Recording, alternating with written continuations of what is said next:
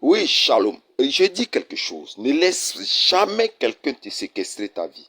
Vous comprenez, la vie, c'est comme un don que Dieu t'a fait. C'est-à-dire un seul élément. C'est comme un fil directeur. OK? Donc, de ta naissance jusqu'à ta mort, ta vie t'appartient. C'est ce que Dieu t'a donné comme don, comme cadeau. Chaque personne doit entretenir sa vie. Chaque personne doit veiller sur la lumière de sa vie. C'est pour ça que le livre de Galates 5, verset 1 dit: c'est pour la liberté que Christ nous a affranchis. Quand on parle de liberté, c'est qu'on parle de captivité. Oh, j'ai beaucoup pitié. J'ai été en pleurs de savoir que une vie conjugale peut séquestrer la vie de quelqu'un. Regardez une de mes filles spirituelles. Je vous dis déjà shalom, shalom, shalom, shalom. C'est le prophète Yahweh Moïse, toujours joyeux, toujours heureux d'être en Christ, qui a la vie, qui partage cette vie-là avec vous. Je salue ceux du Cameroun, je salue ceux de la Guinée. Je salue la sœur qui est de l'autre côté en Centrafrique. C'est d'elle-même que je vais parler parce que ça me fait très mal. C'est une salutation nostalgique en fait, parce qu'elle est morte en Guinée. Ça m'a fait très, très, très mal. Très mal de savoir que cette fille spirituelle est partie. Pourquoi? Parce que sa vie a été séquestrée dans un foyer douloureux. Son mari la maltraite. Elle m'appelle, me dit: ah, prophète, tu fais quoi? J'ai dit: ta vie là a beaucoup de valeur. Tu ne peux pas sacrifier ta vie pour quelqu'un d'autre. Pourquoi? Sur la base de ça, il n'a rien dit, il ne s'est pas présenté à ta famille. Et il est allé, il t'a corrompu, il t'a séduit et t'a envoyé en Guinée. Il te matrait jusqu'à la fille. Aux nouvelles, elle est décédée. Vous avez quel problème? Pourquoi vous vous laissez enchaîner par d'autres personnes? Oui, j'ai dit ici, aux églises évangéliques de Côte d'Ivoire, aux pasteurs d'ici, j'ai donné un enseignement pour le dire: ne permets jamais que quelqu'un te séquestre la vie. Parce que les prisons sataniques, là, ce n'est pas seulement ce que les parents adorent. Hein. On se dit forêt sacrée, eau sacrée, montagne sacrée. Ce sont des forêts, ce sont des endroits d'adoration où notre âme est captive. Ce n'est pas seulement. Hein. Dieu m'a appelé comme spécialiste de destruction des hôtels. Mais il y a des éléments sociaux qui peuvent être une prison satanique pour toi. Ton travail, comme une soeur, elle a amaigri. Chaque fois, elle est stressée. Chaque fois, elle est injurée par son patron. On la traîne dans la cour de son service. Elle est humiliée. Elle est dans des douleurs inacceptables. Ça ne va pas dans sa vie. Je lui ai dit: ton âme, ta vie a été séquestrée par cette entreprise. Et puis de cette entreprise-là, quand elle paie le salaire des fonctionnaires, quand on lui remet son argent, on lui remet que des problèmes. Elle ne gère même pas ses finances, ça disparaît comme ça. Pourquoi? Parce que c'est l'argent maudit, puisque le chef de l'entreprise était franc-maçon. Mais écoutez, ne laisse pas ta vie être contrôlée par d'autres personnes. Le contrôle de la vie peut être fait de manière subtile. Tu rentres dans un foyer parce que non, je l'aime, parce que non, je l'aime, je veux aussi montrer que j'ai mon foyer. Mais tu vas dans un endroit où tu es captif, tu es en train de souffrir, tu es en train de pleurer. Je vous parle comme un père ce matin. Je ne suis pas venu pour t'enseigner sur le mystère des vents, les mystères du soleil. Comme vous voyez sur les réseaux sociaux, j'enseigne sur des mystères inaccessibles par d'autres serviteurs de Dieu. Je suis venu te dire la vérité. Ta vie là est comme une lumière que Dieu t'a mis dans ta paume. Ok? Il dit: tiens, ma fille, tiens mon fils, voici ta vie. Et cette lumière est convoitée par ce que j'appelle les... Donne-moi le mot, maman. Je suis avec maman à côté de moi. Il y a un mot là qui cherche. Les personnes qui travaillent dans les prisons là, comment on les appelle? Les policiers là. Comment ça s'appelle? Les gardes pénitentiaires. Merci. Les gardes pénitentiaires. Ok? Qui vont séquestrer ta vie. Ok? Tu souffres à sa place. Tu pleures à sa place. Lui, il n'a pas de problème, la personne à l'aise. Je vais te rappeler la vie dans laquelle nous vivons là. Beaucoup de personnes veulent que d'autres soient leurs esclaves. Dis avec moi, amen. Beaucoup de personnes veulent que les autres soient leurs esclaves, qu'ils soient sous les pieds et qu'ils les dominent et qu'ils les écrasent et qu'ils les fassent souffrir.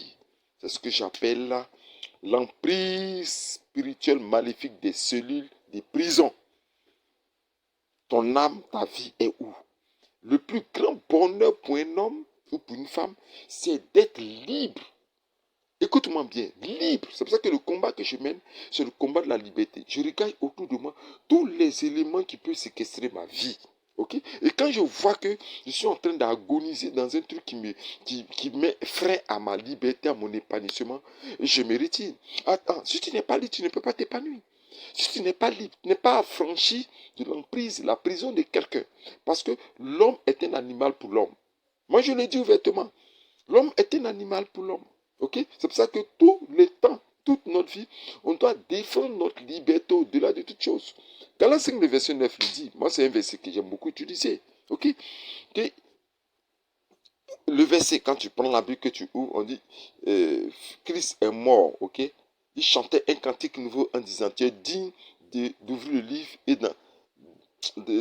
tu es digne d'ouvrir le livre et d'en ouvrir les seaux, car tu as été émoulé et tu as racheté. J'ai dit, ça me fait mal, ce matin, ça me fait mal. Parce que ces 2 jours, les nouvelles que je reçois ne sont pas bonnes. Je ne sais même pas quel mot je vais étudier. Vous voyez que je balbutie sur les mots. Parce que vous souffrez. Ok, la sœur qui est venue me voir en train de souffrir, elle m'a sollicité ces 2 jours. Mais tu es esclave. Esclave dans un foyer qui est en train de te faire souffrir. Ok? Le frère, il est agonisant dans sa famille. Ils sont en train sa vie là n'a pas de valeur. N'a pas de valeur. C'est lui l'aîné qui est devenu comme le petit frère, sur lequel chacun doit essuyer ses pieds comme un marche-pied. Ok? Je vais te parler aujourd'hui. Défends ta vie. Je vais te donner des conseils et des secrets. Si tu te trouves dans une posture qui te fait souffrir et que tu sens que ta liberté d'épanouissement, parce que quand on dit liberté d'épanouissement, tu ne peux pas t'habiller, tu ne peux pas rire, tu ne peux pas manger. Et même si on met un poulet tout entier frit, tout ce que ton cœur aime au devant de toi, si tu le manges, c'est dans la douleur tu le manges. Oh, j'ai pitié. Parce que quand je suis en train de vous parler de ça, je me rappelle d'un frère, un homme de Dieu qui travaillait dans l'un des grands hôtels de Yamoussoukro, la capitale d'Abidjan, que j'ai vu, un homme fort, grand de taille, mais qui pleurait comme un enfant dans un foyer, parce qu'il a eu 2 enfants avec sa femme qui lui faisaient souffrir énormément. Il dit même quand il mange, la nourriture se transforme dans sa bouche en absinthe. Quand il mange, c'est de l'amertume. Quand on lui prépare de la nourriture qu'il aime, mais cette nourriture devient pour lui comme du poison. Il n'a pas de goût, sa langue n'a plus de goût. Sa vie est devenue fade. Sa vie est devenue fade. Peut-être une femme écoute ce message. Regarde comment est-ce que ta vie est devenue fade. Tu ne sais même pas le lever et le coucher du soleil. Tu ne sens même pas le vent souffler. Tu ne vois même pas la beauté des choses autour de toi. Tu ne t'épanouis pas. Tu ne manges pas à ta faim. Tu n'es pas heureuse. Tous les jours, tu es dans la lamentation, tu es dans les pleurs, tu es dans les doutes, tu es dans l'esprit de suicide, tu es dans la tristesse continuelle, des pensées qui t'envahissent parce que tu as laissé ta vie être séquestrée par d'autres personnes qui te laminent, qui te frappent, qui te torturent dans le monde spirituel. Ton âme emprisonnée.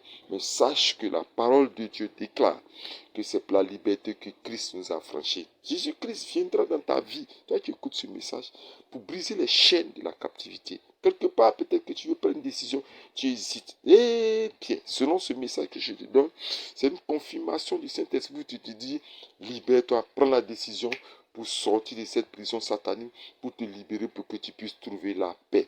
Car Christ est pour nous la liberté. Christ est pour nous l'affranchissement. Christ est pour nous l'épanouissement. Christ est pour nous la joie. Jésus-Christ est pour nous la paix. Jésus-Christ est pour nous des sons d'allégresse, des cris d'allégresse, des cris de réjouissance. Jésus-Christ est pour nous des sons et des cris de fête. Les trompettes de l'éternel Dieu sonnent pour dire que tu es une femme heureuse, paisible et épanouie.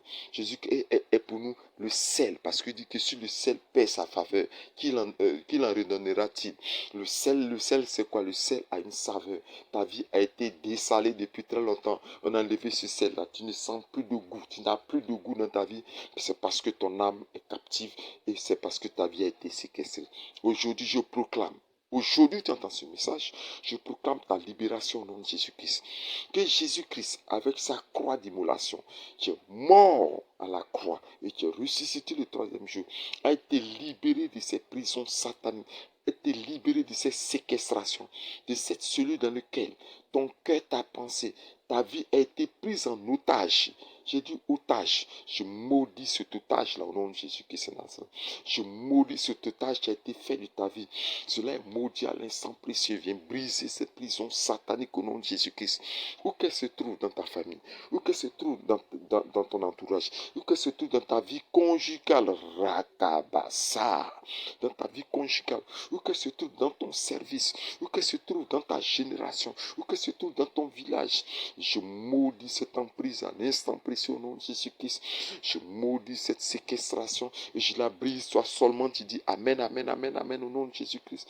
Et je brise cette emprise sur ta vie au nom de Jésus-Christ Nazareth. Éternel Dieu, je vais prier pour tous ceux qui écoutent ce message, dont la vie a été séquestrée. Oh, pour lequel je suis attristé cette semaine. Attristé de ces témoignages des vies séquestrées, des femmes et des hommes qui n'ont plus le bonheur, la paix, qui pleurent, qui n'ont plus le goût de vivre. Oh Dieu, je vais prier dans le nom puissant du Seigneur Jésus-Christ, de l'ange de l'Éternel qui déchaîne, qui a fait sortir Pierre de la prison.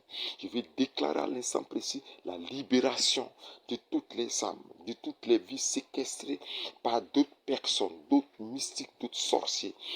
Au nom puissant du Seigneur Jésus-Christ, je déclare cela dans le ciel, je déclare cela dans le soleil, je déclare cela dans la lune.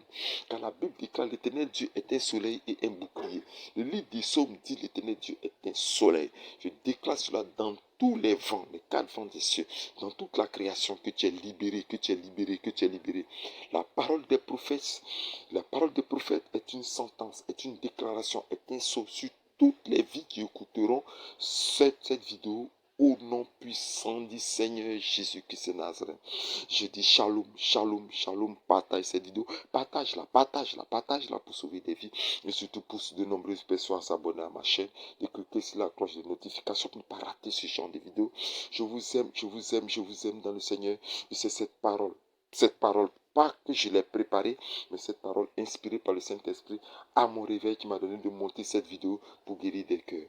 Que Dieu vous bénisse et soutenez ce genre de vidéos parce que cela permet de sauver de nombreuses vies. Comme d'habitude, comme je le dis toujours avec joie, shalom.